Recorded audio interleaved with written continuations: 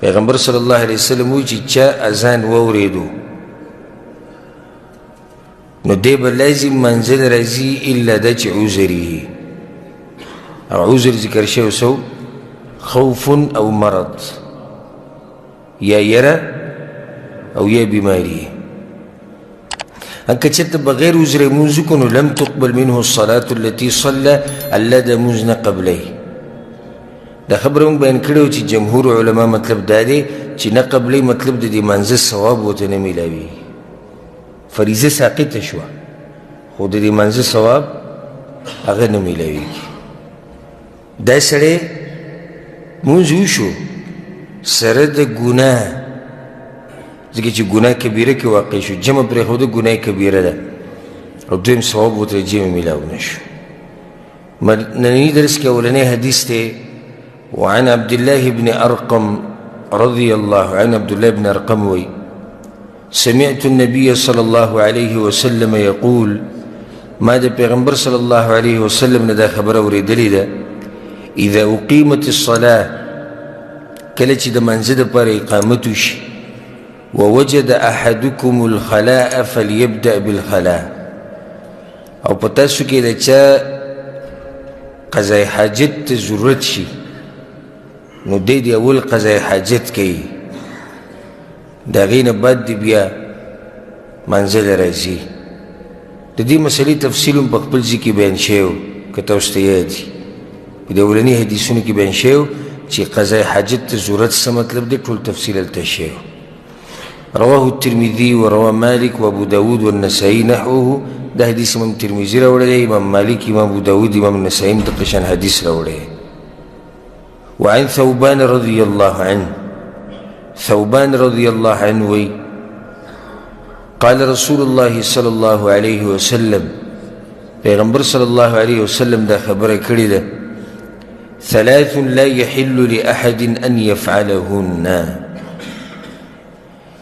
درې کارونه داسې دي چې د چا دپاره نه دي جایز چې دا کارونه وکړي درې کارونه څه دي د چا دپاره نه دي روا چې دا وکړي کم کم دي لا يؤمن رجل قوما فيخص نفسه بالدعاء دونه هغه سړی دی یو قوم امامتي نه کوي چې هغه پکې بې دعاګانې صرف د ځان دپاره غواړي او مقتدیان نه یادوي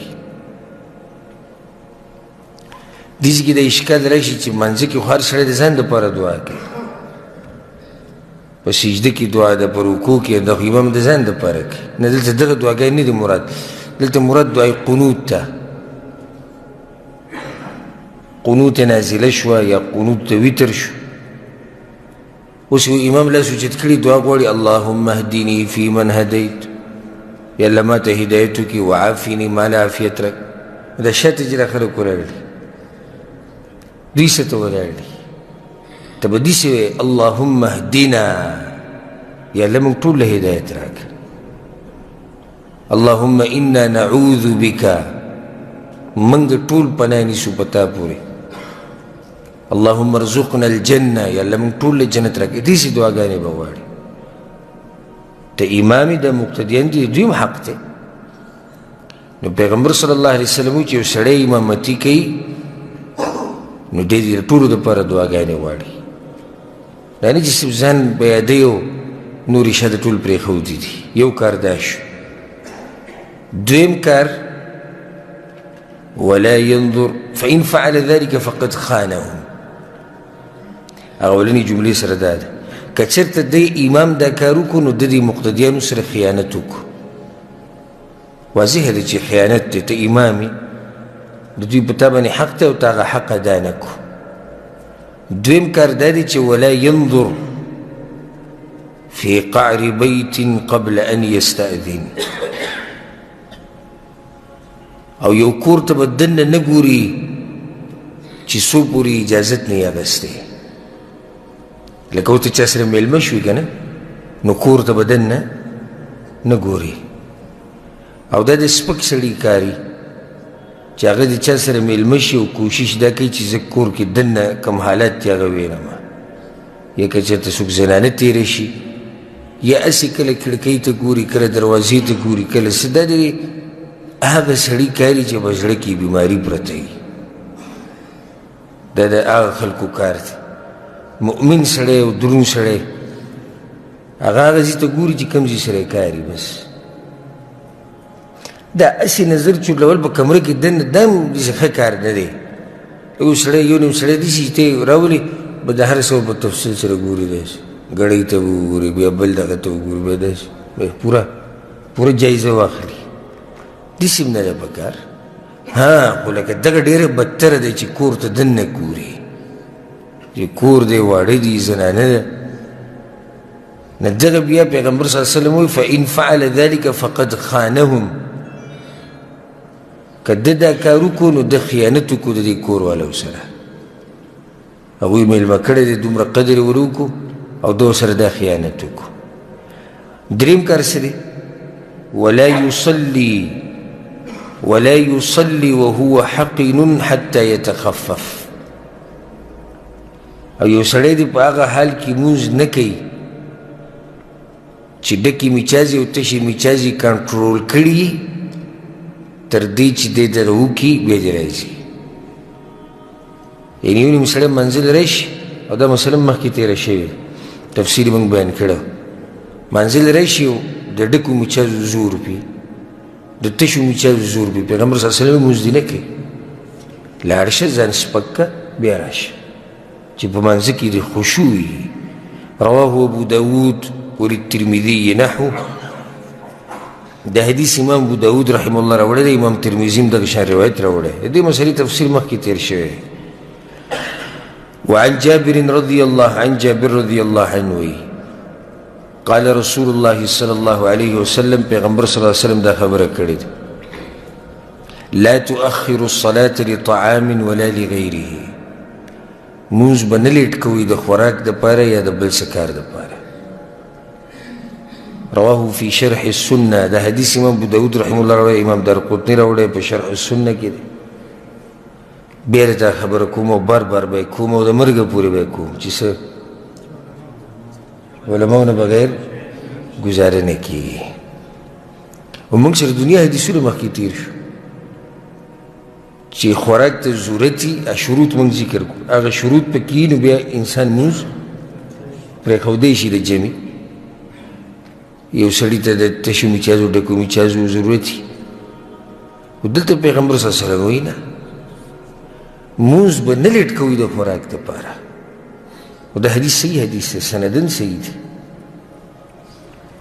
نو دلته اشکال پیدا شو کله چې ته کورنی مفتی او په کور کې سره کتابونه پراته جی منگا مشکات راوڑے دا ترجمه والا اردو پروت تاوی ما سره نو پروت تی دوڑی موڑی تی پاکواو بس زگی تو مشکات راوالی دکا حدیثون بوی اول آغا نور بیا برتا داراش بیا گڑوڑ شو جواب دا دی داری بعض علماء خود دا ویلی دی چی اگر تیر شوی چی کم حدیثون دا غی سند دیر ضرور دی پا نسبت دا دی نا اگر حدیثون دین ضرور شو کم کی چی اجازت تی حدیث سندم صحیح دی خو آغا دغت نرسی طاقت تا و زور تا کم چی پا آغا سندونو کی دی دا یو جواب دی اگر که دا دین خ جوابون نورشتی بل جواب داری دا لی خکول جواب دی وی دیز کی پیغمبر صلی اللہ علیہ وسلم چی لا تؤخر الصلاة لطعام موز ملیٹ کوئی دا ندی ویلی چی جمع نیشی پریخو دی اول تا مسئلہ دا سب بیانوا دا جمعی وا نو حدیثونی که ٹکراو را نگئی علتا چی کم اجازت ملاو شوی دی ناغد دی پوری محدود دی چی دا جمعی موز کتا نپاتی اس خبر ندا خو شریعت خود دا اجازت نده در کڑی چی موز بلکل پریدا اسی سڑے ناستے روٹی تا ڈڑا لگولی دو ما خام دا منزغ ٹیم چی کم دا غتی لار ما سلطن دا منزغ ٹیم را گئی یا ما زگر منزغ کی روڑی تناستے ما زگر دا منزغ ٹیم پا کی ختم شو دین شریعت منع کردی دا دی حدیث کم دقا مقصد دی بعض علماء دا جواب کرد دام دیر مصدر جواب دی وی دا حدیث دا آغا چا دا پارا دی چی روٹی تے ضرورت نہیں او روٹی تے کینی او منز او جمع پریدی نو دا دین شریعت منع کرده هغه حدیثونو کې مسله د هغه چا دپاره ده چې ضرورت یې ورته وي او دلته مسله د هغو دپاره ده چې ضرورت ورته نشته او روټۍ ته ناست لکه اوس یو سړی دی داسې وږی نه دی چې لوږی دې حد ته رسېدلی دی چې مونځ به وله خراب کړي او بیا هم ناست دی په ارام نوڼۍ اخلي او بس کي او چیس کي نو د حدیث د هغوی دپاره دی واضح شوه که نه الفصل الثالث کی حدیث تے عن عبداللہ بن مسعود رضی اللہ عنہ عبداللہ بن مسعود وی لقد رأيتنا وما يتخلف عن الصلاة إلا منافق وی زمان پا زمانه کی با دا منزنه دا جمعنا دا حدیث تا غد کیره زمان پا زمانه کی با دا جمعنا نپاتی کی دو مگر دو کسان دو قسم خلق بوی زمان پا زمانه کی جمع لنراتلو اولنه الا منافق قد علم نفاقه آغا منافق چاگا بخم مشهور منافقون و منافقان بمنزل نراتلو دویم او مريض یا ببیمارو ندی سر بڑی خلق خوشاری کی چیزا منگ دی بیمار پا دی دغی کیو پسرم بوج دی پسرم دڑو طبیعت میں ہوئی دیسی لگ درون دے ہوئی بازو دا بیماریم دا طبیعت اسرے درون دے دا بیماری اس و رہی دا سن بیماری و دا غوی پا زمانہ کی دا کم بیمار با منزل نراتو وایو رہی ان كان المريض ليمشي بين رجلين حتى يأتي الصلاة ها كبيمار کی با دومر طاقت ہو چی دا دو کسانو پا مرستی سر جمعات ترائشنو دے براتو او که د دې طاقت پکې نه نو بیا به نه راتو دا به کومه درجه کې بیمار چې دوه کسان د ده لاسونه یو لاس د یو کس په اوږه دی او بل د بل کس په اوږه دی دی راوتی شي دی به راځي چې د دې نه مو لیدو نو بیا به او ته پته ولګي سړی ډېر بیمار دی دا د هغوی د زماني بیمارانو چې منزله به نه راتلو به ووی وإن رسول الله صلى الله عليه وسلم علمنا سنن الهدى وی پیغمبر صلی اللہ علیہ وسلم منگتا دا ہدایت لاری خوری دی وإن من سنن الهدى الصلاة في المسجد الذي يؤذن فيه او دا ہدایت پلارو کی اولار دادا چی تبا منس پا آغا جماعت کی کئی چی دا غی آغا جماعت کی دا منزد پار آزان کی وفی روایت و بل روایت کی دائی دی دا دیر خیست خبری دا عبداللہ بن مسعود ومن سره ان ينقى الله تعالى غدا مسلما کدا چا دا خوخی چی دا قیامت پورز اللہ سر دیسی ملاقاتو کی چی دے دا اسلام پا حالات کی او پا دبانی مرگ دیسی حال کی رئیشی چی دے مسلمانی فلیحافظ على هذه الصلوات الخمس نو دے دی پینزم انزنو حفاظت کی حیث ینادا بهن پا کم زکی چی دے دا پار ازان کی ازان کم زکی جمعتونو کی فإن الله شرع لنبيكم سنن الهدى اللہ وستاسو پیغمبرتا دا ہدایت لاری خولیوی وإنهن من سنن الهدى او دا کم خبر چیتا موکر جمع سر منز کول او پینزم منزون حفاظت دا ہدایت پلارو کی اولار دا ولو انکم صلیتم فی بیوتکم او کچرت تاسو پا کورونو کی منزون شروع کرو کما یصلی هذا المتخلف فی بیته لکه سنگ چی دا منافق متخلف کی دیز کی اشاره منافق تدا لکه سنگ چی دا منافق پا کور کی منز کی لترکتم سنت نبیکم نتاسو با دا پیغمبر لار بیا پریدی ولو ترکتم سنت نبیکم لضللتم او کل چی تاسو دا پیغمبر لار پری خودنو بیا گمراه شوی وما من رجل يتطهر فيحسن الطهور کل چی سڑے او دسو کی او خیستا او دسو کی ثم يعمد الى مسجد من هذه المساجد او بيو جمعت تلرشي بدي جمعتونو كي إلا كتب الله له بكل خطوة يخطوها حسنة فهر قدم باني بالله دليوني كي ورفعه بها درجة او يو درجة بوشتي ده هر قدم سر يو درجة بوشتي وحط عنه بها سيئة او ده هر قدم سر يو گناه کمیگی ولقد رأيتنا وما يتخلف عنها إلا منافق معلوم النفاق. اقا خبره چې زمونږ په زمانه کې به جماعت ته جمع له نه راتلو نو دوه کسان به نه راتلو، یا به منافق او یا به څه مریض به، خو مریض به څنګه و چې د دوه کسانو په مرسته به هم نشو راتلی او بیا پاتې شو. ځکه یې څه وویل ولقد كان الرجل يؤتى به يهادى بين الرجلين حتى يقام في الصف. او زموږ په زمانه کې به یو سړی را روان کړی، دوو سړو به را روان کړی، هغه به بې لاسونه اچولي، صف په درمیان په منځ کې به یې ودروي. رواه مسلم، د حدیث امام مسلم رحمه الله راوړی. وعن ابي هريره رضي الله عنه، ابو هريره رضي الله عنه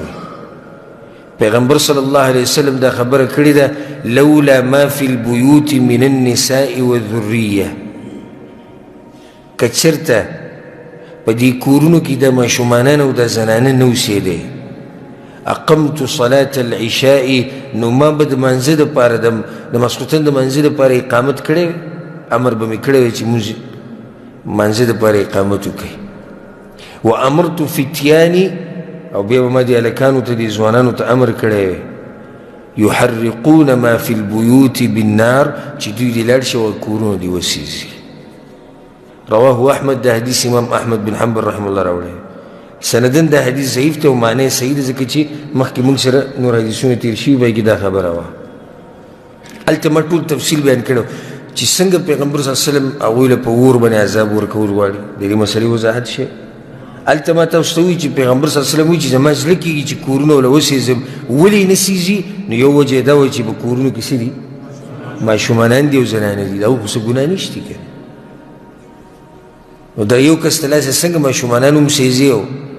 زنانه هم د هغو خو څه ګناه نشته. د هغې نه بعد حدیث دی،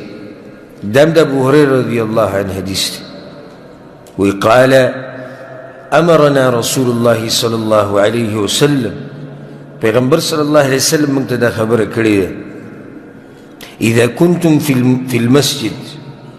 کله چې تاسو په جومات کې یئ فنودي بالصلاة،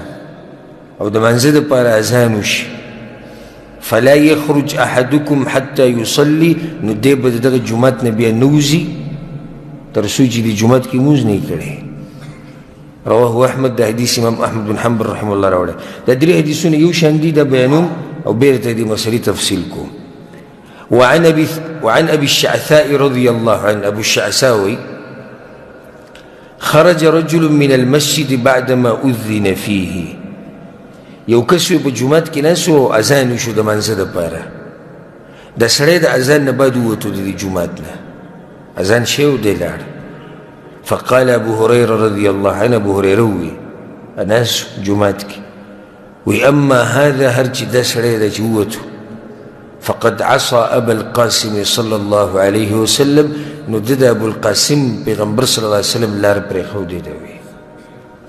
رواه مسلم، ده حدیث امام مسلم رحمه الله راوړی. وعن عثمان بن عفان رضي الله عنه، عثمان بن عفان وی ډېر وخت بعد موږ دا نوم واورېدو، عثمان بن عفان. دا دلیل دی په دې باندې چې صحابه کرامو ټولو یو شان حدیثونه نه دي بیان کړي، چا ډېر او چا لږ. هغه چا چې لږ بیان کړي د هغې ما وجې ذکر کړي وي یو درس کې. احتیاط یو وجه دا وه، لکه اوس ابوبکر صدیق رضی الله عنه د پیغمبر صلی الله علیه وسلم سره ډېر وخت تېر کړی، عمر بن خطاب، بیا هم هغوی دومره حدیثونه نه دي بیان کړي څومره چې ابو هريره رضی الله عنه بیان کړي. نو یو وجه احتیاط و، ډېر صحابه کرام به یېرېدو، وایي داسې نه موږ خبره بیان کړو چې پیغمبر صلی الله علیه وسلم دا کړي و داسې کړي و، موږ نه پکې څه غلطي ونه شي. دویمه وجه څه وه؟ مصروفیات. ټول صحابه کرام یو شان خو نه وو که نه، د چا مصروفیات ډېر و، د چا لږ و. د چا چې به لږ و هغه به د پیغمبر صلی الله علیه وسلم سره ډېر وخت تېر و. هر چې ابو هريره رضی الله عنه دی نو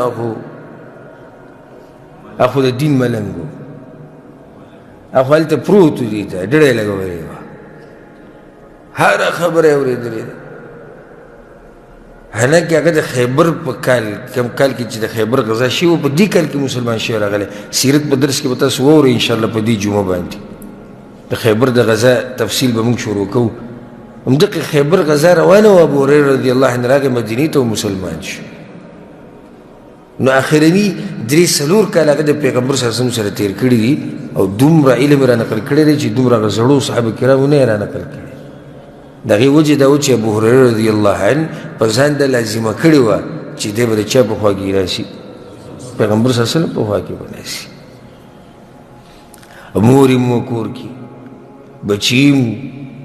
زموږ دی چې بعضو ته ووایي که نه چې کوشش کوه یا درس یوازې په دې خو یې نه کېږي ته به وایي چې تا دې ته ووایي چې لکه ټول ژوند ورته وقف کړه نه نه یو ګنټه نیمه ګنټه دې دین له ورکوه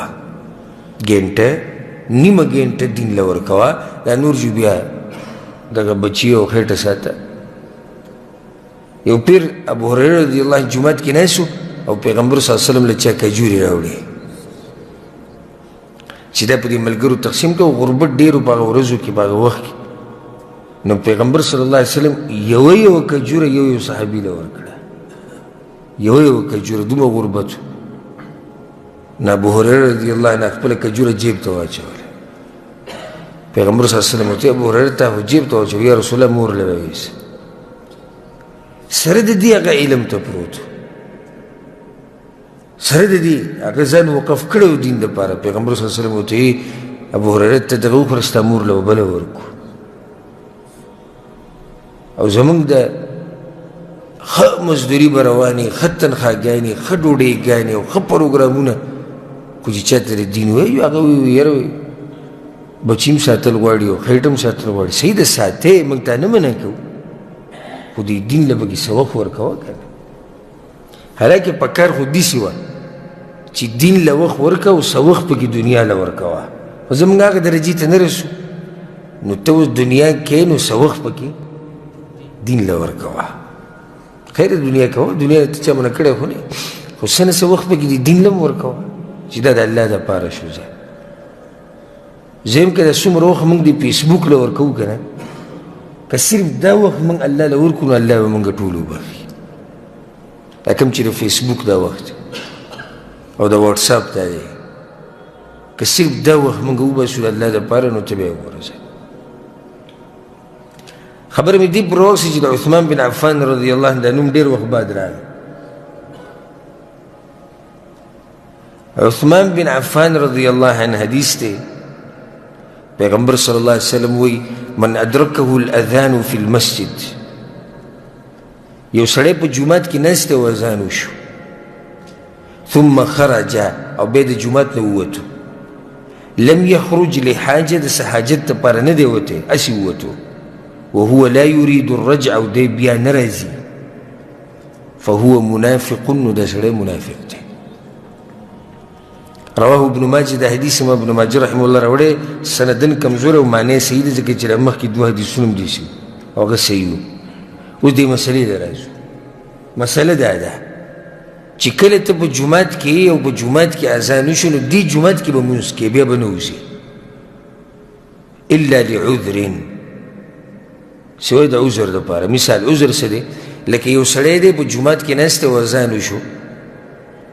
او دی په بل جومات کې امام دی امامتي کوي ویره زه لاړم خپل جومات ته ځان رسوم صحیح یو سړی دی بل جومات کې درس کوي بیان دی یو یې زه هغه درس کومه یو یې ځان هغې ته رسومه ضرورت دی یو سړی جومات کې ناست اذان وشو او د ده اودسماتي ته ضرورت دی لاړ ووتو بیا وایي راځمه دا هېڅ خبره نه ده خو یو سړی وځي او بیا واپس نه راځي اوس ضرورت یې نشتي بهر نو دا سړی منافق دی چې اذان د باندې وشو په جومات کې بیا هلته به لمونځ کوې او که وځې نو د عذر دپاره به وځې چې عذر درسره نه بیا نشي وتی پوه شوې بګې وعن ابن عباس رضی الله عنهما عبدالله ابن عباس وی پیغمبر صلی الله علیه وسلم دا خبره کړې ده من سمع النداء فلم يجيبه فلا صلاة له الا من عذر چې چا اذان واورېد او د دې اذان جواب ورنکو د اذان جواب څه دی که تاسو ته یاد وي د اذان مسلې چې ما بیانولې ما د اذان جواب په 2 قسمه دی یو جواب ورکول د اذان دا دی چې مؤذن وایي حي علی الصلاة راشه جومات ته او ته لاړې جومات ته منځله یو دا جواب دی. دویم کوم دا بانک کلمات چې د اذان ده دا ته دویم پیر وایي. په دې ځای کې مراد دغه هغه جواب دی چې جومات ته سړی رانغی جمیله یو سړی دی اذان یې واورېدو او جواب یې ورنکړو جومات ته رانغی فلا صلاة له د ده منځونه الله نه قبلوي الا من عذر سوای چې څه عذر وي. بعض عذرونه بیان شوي چاته یاد دي بیماری قرض د لاسه تیز سیلی ډیره یخني تیز باران او دست ضرورتي یره دشمن نه روټۍ ته ضرورتي یره دا یره کې دننه راغلي. زه درته 15 عذرونه بیانوم او ځان سره چې کوم شوقین دي د علم یو یې لیکئ او د کومو چې ذهن ډېر تیز دی یو یاد یې کوي او کوم چې بین بین دي یو هغه الله بخلي یو الله دې د درس څخه برکت د لاسه هغوی باندې رحم وکړي ځکه چې داسې تش ناست دي. اولنی عذر سخت باران داسې باران چې یو سړی پکې د جومات نه نشي راوتی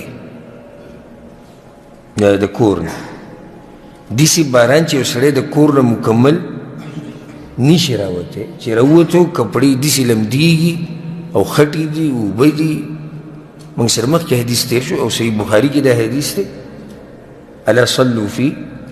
رحالکم په کورونو کې لمونځ وکئ. نو دا اولنی عذر شو. دویم عذر سخت سیلی یا سخت یخني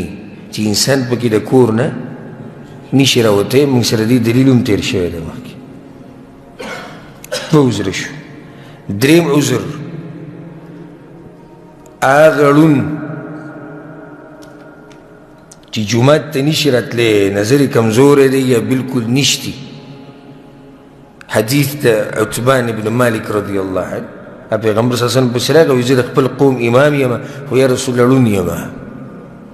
او څوک نشته چې بومیږي. بخاري کې دا حدیث دی پیغمبر صلی الله علیه وسلم اجازه ورکړو کور کې کوه. هلته یو بل ړوند هم راغلی عبدالله بن ام مکتوم هغه له ولې اجازت ورنکړو هغه اذان اورېدو عتبان اواز د اذان نه اورېدو اته اجازت میلاو شو. څو عذر شو؟ درې. څلورم عذر دا دی چې ډوډۍ مخې ته کېښودی شي او د ده ډوډۍ ته اشد ضرورتي سره دغه شروطو چې به مخکې بیان کړي. پنځم عذر دا دی چې د یو سړي ضرورت شي او دسماتي ته ډکې میچازي یا تشې میچازي وله ډېرې ورشي. شپږم عذر دا دی چې سخت بیمار شي. بیماری خو تاسو واورئ د صحابه کرامو کې چې سخت بیماری. اووم عذر دا دی چې د بیمار په خدمت کې لګیا وي. داسې بیمار دا اوس شرطونه دي داسې بیمار چې د هغه د خدمت بل څوک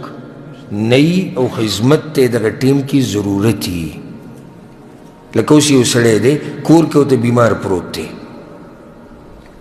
دی بیمار ته ضرورت دی اشد چې څوک ورسره خوا کې کښېني ځکه چې هغه خپل خدمت نشي کولی او بل څوک نشتی نو دې ټیم کې دی د جمع لمونځ پرېښودی شي. لکه عباس رضی الله عنه علي رضی الله عنه او نور داسې بعض صحابه کرامو نه ثابت دي چې د پیغمبر صلی الله علیه وسلم په بیمارۍ کې په کومه بیمارۍ کې چې هغه وفات شوی په هغه بیمارۍ کې د هغه خدمت کوو نو د جمع لمونځ ترې پاتې شوی. څو عذره شو؟ اووه. اتم عذر یره په مال یره په ځان د ټول پکې دننه راغلو. لکه یو سړی دی دشمني ده یریږي چې ما به څوک مړ کړي دې کور کې لمونځ کولی شي که نه شي؟ کولی شي. ښه یو سړی څنګه چې حاجي صاحب ووایي د ځناورو نه یریږي ځنګل کې اوسېږي ځناور دي شپه ده تیاره ده پته نه لګي په ځان یریږي نو دې کور کې لمونځ کولی. ښه یو سړی دی یو علاقې ته ورغلی دی چې ټول ډاکوان دي او مشهوره دی چې دلته ډاکې کي او ده څه مال راوړی دی کور کې یې یریږي که زه منزله لاړم نو دا مال رانه دا مال رانه ډاکوان وایي دی بیا په کور کې مونځ کولی شي داسې نه تاسو دا وایو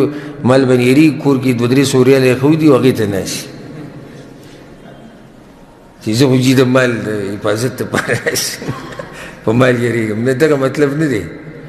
مطلب دی چې یو سړي سره مال دی په دې علاقه کې اته پته دی چې ډاکوان دي نقصان ماله خلک راکوي ورځ دوه دا مال دلته پروت دی بیا یې محفوظ ځي ته وړي څه ځي ته وړي دغه یو څه وخت دپاره دی د جمعې لمونځ نه کوي نو دې کې څه حرج نشته څه عذر شو اته نهم عذر دا دی یو امام ډېر اوږد لمونځ کوي دا ډېر ټکی ورسره ولګوي ښه داسې نه چې امام اوږد لمونځ کوي اوږد ستا ذهن نه ګورې کیدای شي تا هغه لمونځ ته هم اوږد وایي چې په کوم کې سورة الطارق یا سورة الاعلی ویلی کېږي ډېر اوږد لمونځ یې وکړو قل هوی پکې ولې نه ویله زه نه ځم مانځله نه نه دا موږ د کوم ځای نه دا مسله واخیسته زه راته اوږد لمونځ وایم اوږد څه ته وایي معاذ بن جبل رضی الله عنه د خپل قوم امام نو هغه د ماسخوتن لمونځ یې د پیغمبر صلی الله علیه وسلم سره وکړو بیا لاړ خپل علاقه کې جمع ورکول یو خو به دې د لاسه لیټ شو یو کس راغی جومات ته غریب ذمہدار سړی و کار یې کړی و د سهار نه دغه ټیم پورې د مانځه په انتظار کې او اوښان یې ځان سره راوستو او اوښان یې جومات سره تړلي معاذ بن جبل چې راغی د ځوان زوی سوره بقرې شروع وکړه اولني رکعت کې دې ته اوږد لمونځ وایي اوس ښه خیر هم دی اوږد لمونځ ته داسې نه تاسو دې مسله اسانه کړئ چې اوږد لمونځ بس موږ یې نه کوو اوږد دې ته وایي اوس سوره بقره تقریبا 2.5 سپارې ده دا اوس اوږد لمونځ دی اته جدا شو ځان له لمونځ وکړو پیغمبر صلی الله علیه وسلم معاذ بن جبل دې سړي په باره کې څه خبرې وکړي چې یاره دې سړي لکه ښه ونه کړو دا هغه لاړ پیغمبر صلی الله علیه وسلم ته وویل یا رسول الله ده سوره بقره شروع کړه موږ ځان له چې دی د سهار نه ویښ یو دغه ټیم پورې دې ته ناست یو او اوښان مې بهر ودرولي دا وایي یاره راسره پیغمبر صلی الله علیه وسلم هغه ته څه ونه وي او معاذ بن جبل ته یې وویل چې ته دا لمونځ لږ لنډ کوه نو دا دلیل دی په دې باندې که چېرته امام ډېر اوږد لمونځ کوي او ته د هغه سره د دې د لاسه شریک نه شوې نو په دې کې څه حرج نشته خو بار بار ته وایم چې ګوره اوږد چې په صحیح معنو سره اوږد لمونځ شي ګنې د بېدینو ته خو ځکه چې د بېدینو ته دا قل هم اوږد لمونځ ښکاري نو دوی داسې نه چې بیا دوی هم په کورونو کې پراته دي چې بیا اوږد لمونځ دی نه دغه نه کله کله زه لمونځ وکړمه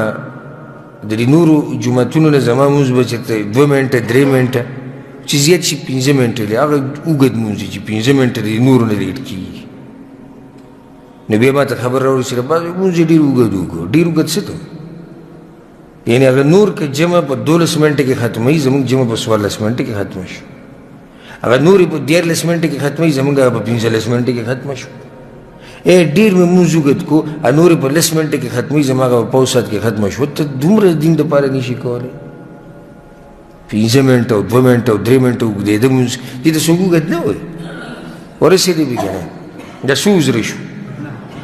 نه لسم عذر دا دی چې یو امام دومره لنډ لمونځ کوي چې نه پکې ته رکن رسولی شي نه واجب رسولی شي هېڅ ته دې نه پرېږدي لکه څه لکه څوک لکه زموږ د ملک مولیان یا تراویح په هغې کې نه رکوع راګیرولی شي نه سجده راګیرولی شي نه سورې فاتحه ویلی شي نه خشوع عاجزي کولی شي نه دعا غوښتی شي نه الله ته جړا کولی شي هېڅ پکې نشته نو که یو سړی د داسې امام سره یاره که جومات ته نه وي تللی یاره وایي زه به جومات ته څه لاړ شم زه رکوع ته کوږ شوی نه یم چې هغه په سجده وي زه سجدې ته تللی نه یم چې هغه بیا ولاړي زه راپاڅېدلی نه یم هغه بیا په رکوع کي نو ځکه زه اوس ځان لمونځ کوم نو په دې کې څه حرج نشته په دې کې څه حرج نشته یو لسم عذر دا دی چې امام داسې بدعتي چې هغه بدعت سره انسان کافر کیږي او بل جماعت خواو شاکینی لکه اوس داسې امام دی د جماعت چې هغه مړو ته رامدد شوی دا کفر دی مړو ته رامدد شوی څه دی کفر دی دا د جماعت امام دی په ده پسې شاته لمونځ نه کېږي او بل جماعت خوا کې نشتی دا به یاد ساتي بل جماعت خوا کې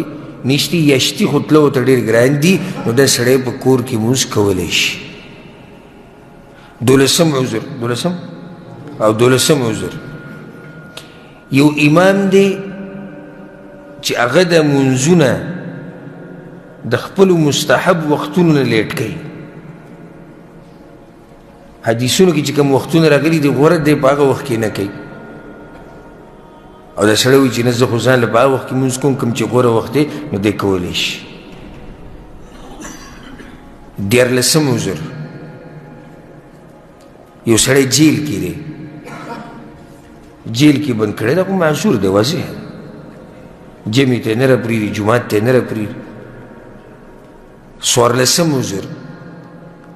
د یو انسان په بدن کې داسې کمی دی چې سفر پې جومات ته نشي کولی لکه یو سړی د خپې نشتي ته 14 دی که ما 14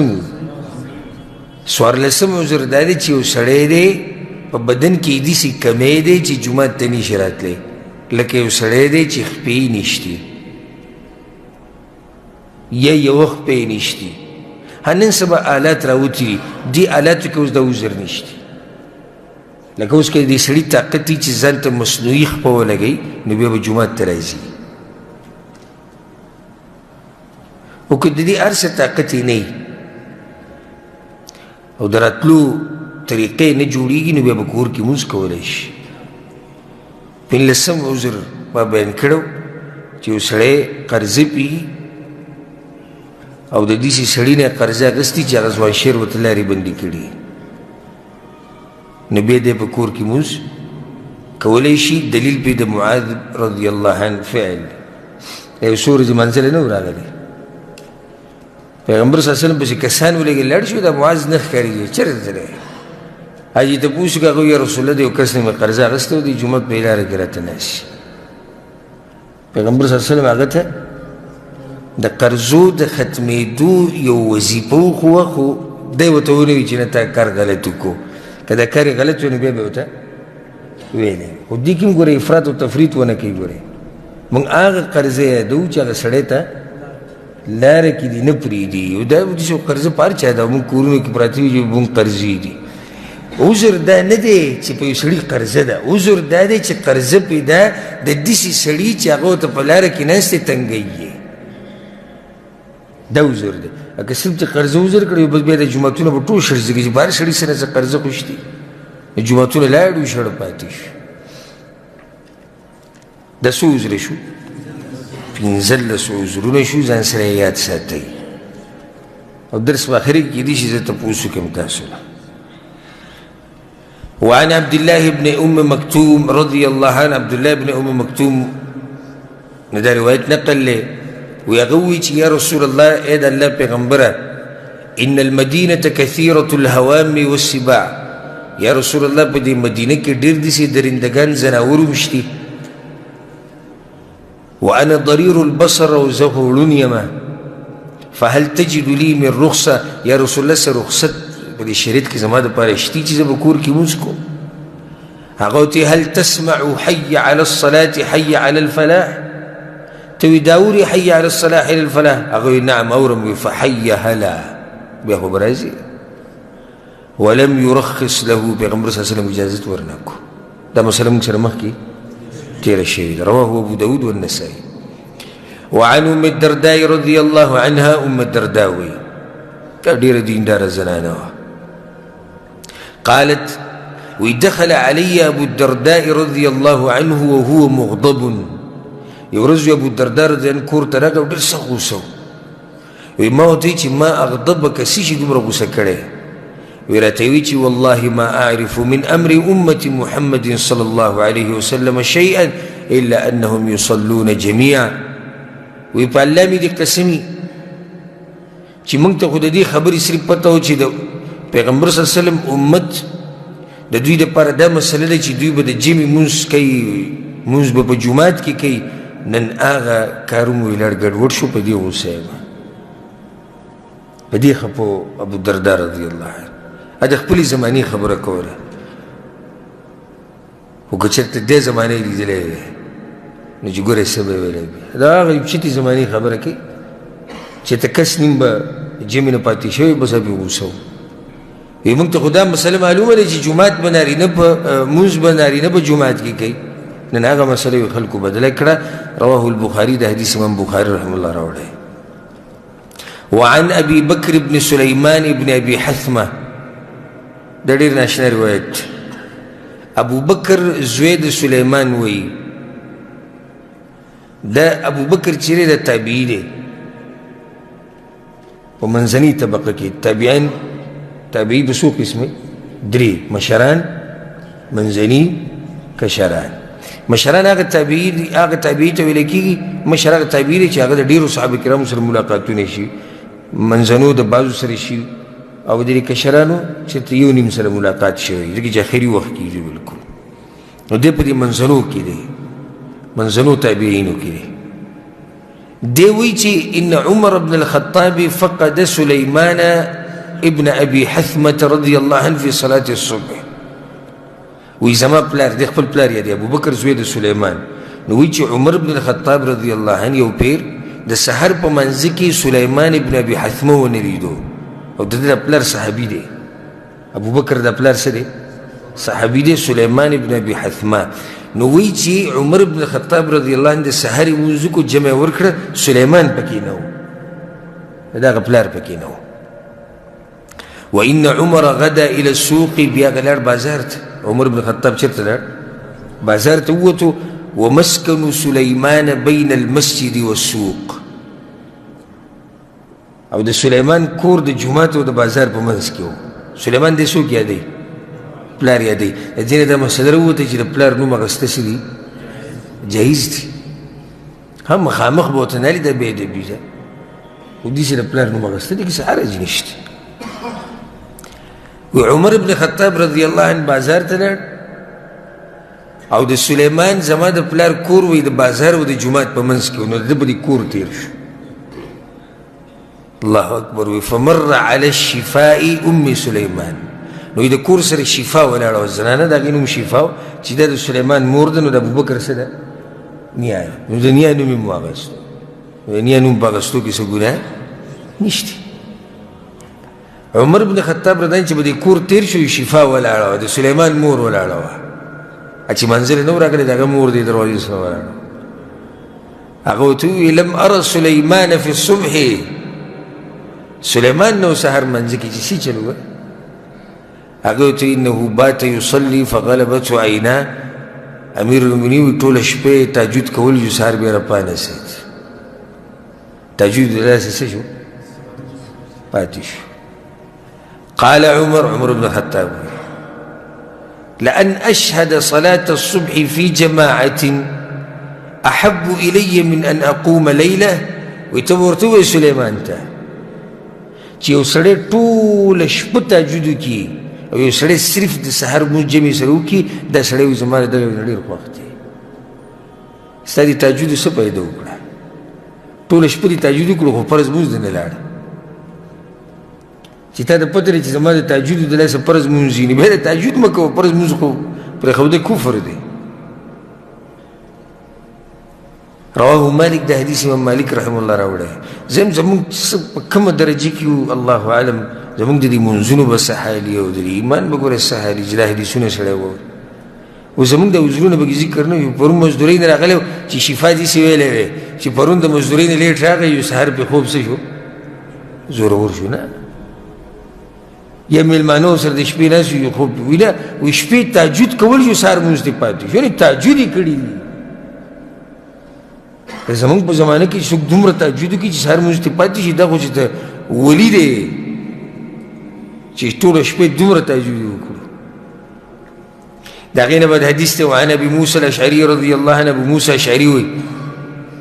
پیغمبر صلی الله علیه وسلم وایي اثنان فما فوقهما جماعه دوه کسان او بیا چې بره څومره ځي دا جمع ده یعنی دوه کسان کم سے کم جمع سو ده دوه چې دوی جمع کوي کنه رواه ابن ماجه د حدیث ابن ماجه راوړی دی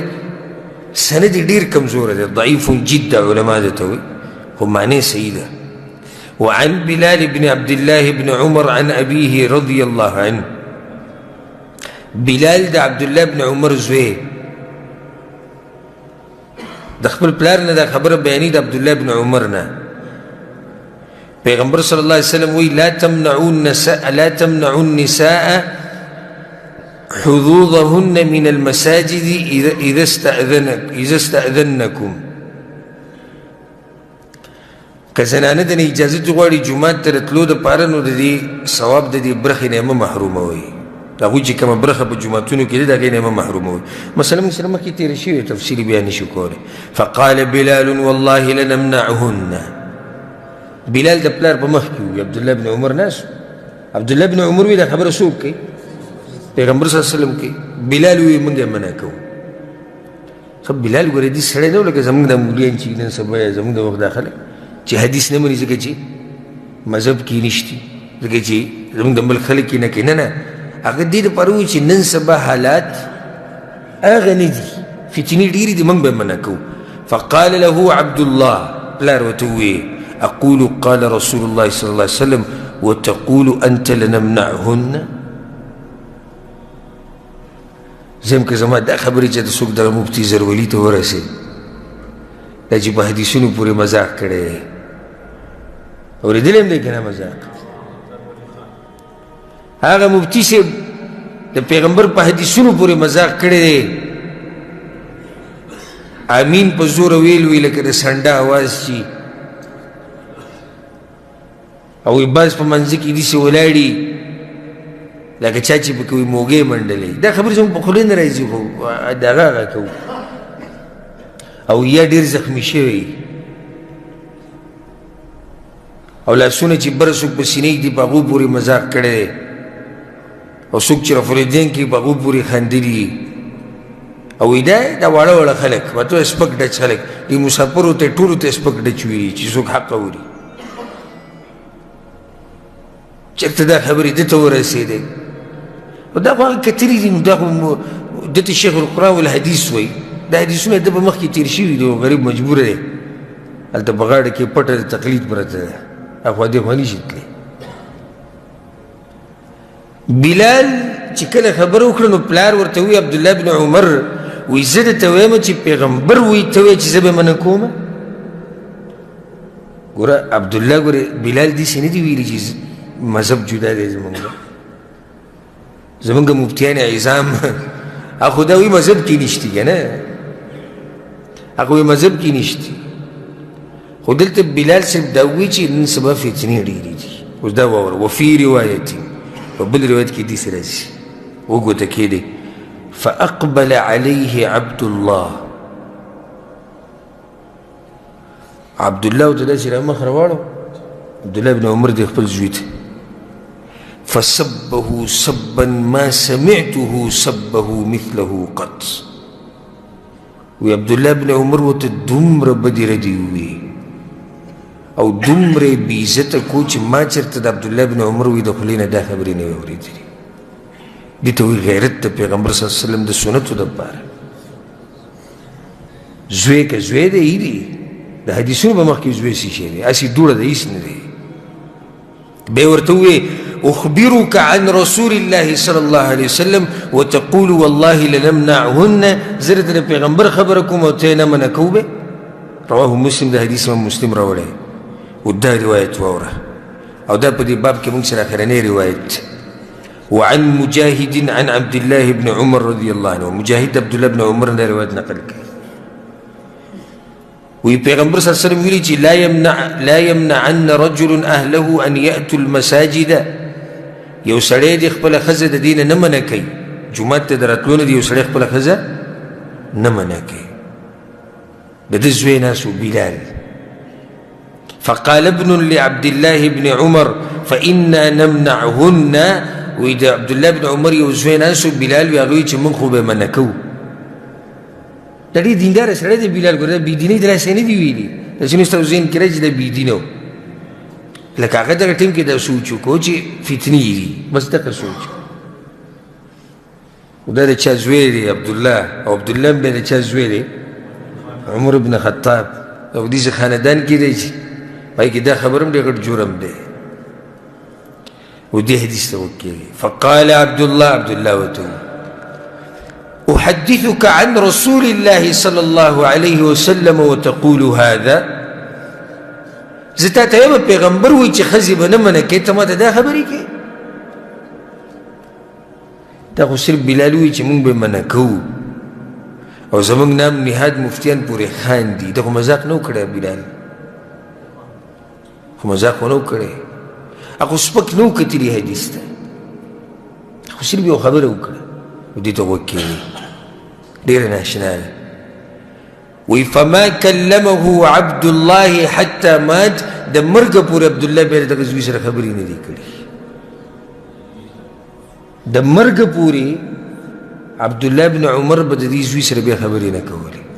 جنازه د عبدالله بن عمر اوچته شوه خو د هغه زوی سره بیا چې د خبرې ونه کړي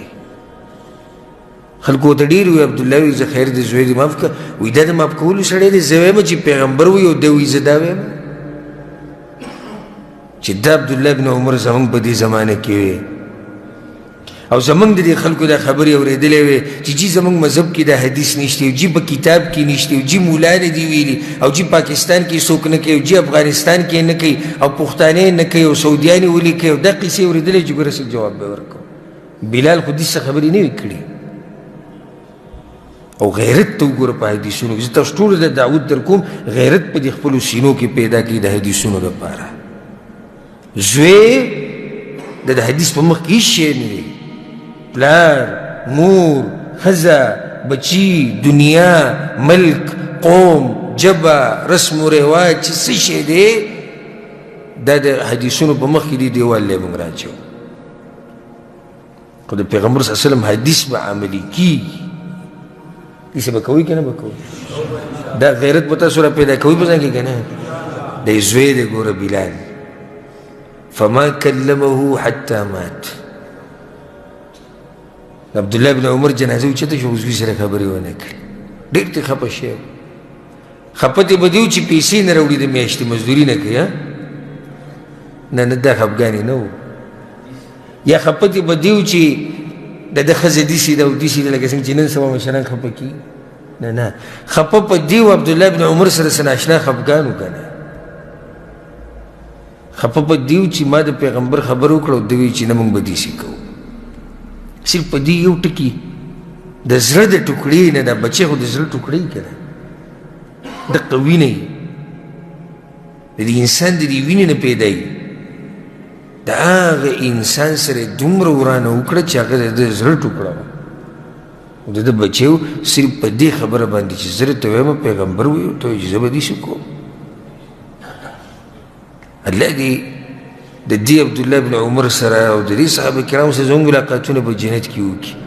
چې صرف یو پر دا غیرتي خلک وینو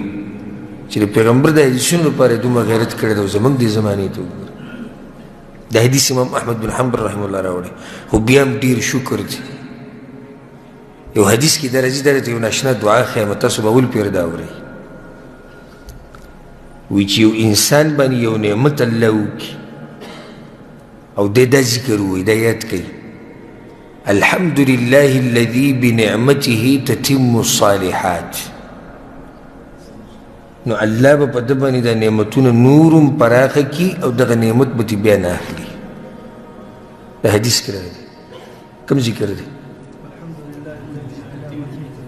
الحمد لله الذي